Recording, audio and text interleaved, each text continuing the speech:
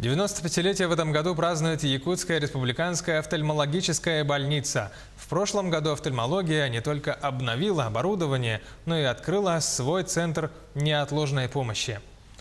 Сейчас в возможностях больниц не только проводить экстренные операции, но и диагностировать, а также предупреждать патологии среди взрослого и детского населения. Материал Саргаланы Неустроевой.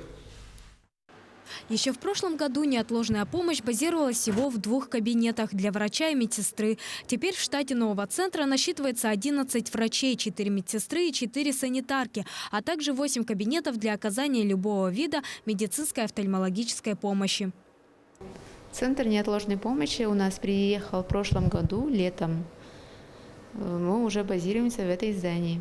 Есть новое здание, во-первых, улучшило условия работы. Мы оснащены по стандарту, по всем оборудованиям. Лично мне сделали хорошую операцию, и вот катаракта у меня была на оба глаза. Сейчас я очень хорошо вижу. Вот я с мужем хожу. Вот он сейчас тоже пришел, ждет врача. Думала, ой, там в очередях буду сидеть. Абсолютно, совершенно заранее. Я приехала в город Вилюйск по договоренности. Очень приветливо встречают. На девчонок я не в обиде вообще. Разговариваю тут с больными, но тоже все хвалят. Ну, все хорошо, нормально. Зачем за пределы ехать, когда тут у нас свои специалисты есть хорошие.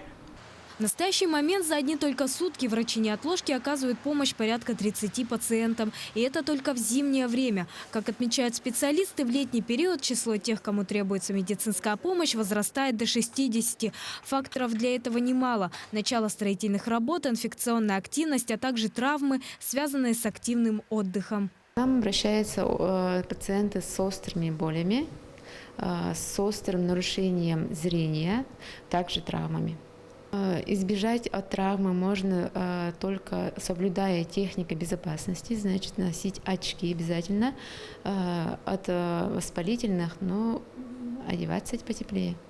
Однако не только летнее время становится опасным для нашего здоровья. Как признается врач-офтальмолог детского кабинета, возраст заболевания глаз становится моложе с каждым годом. Если раньше банально близорукость считалась болезнью подростков, то теперь в кабинет врача-офтальмолога все чаще приходят малыши. Причем врожденные редкие патологии на фоне недоношенности или заболеваний матери медленно, но верно становятся закономерностью. Когда спрашиваешь, почему, в чем причина снижения зрения, которое было прекрасным в 2-3 года и так дальше, да, выясняется, что мобильные телефоны, современные гаджеты, планшеты, которые заменяют сегодня часто нянек, очень удобные в быту, но дети на этом очень сильно расстраивают свое зрение. Потому что это и напряжение для глаз, это, в общем-то, напряженная поза, это у нас идут проблемы с позвоночником, с шейным, грудным отделом позвоночника, и отсюда вытекают эти последствия.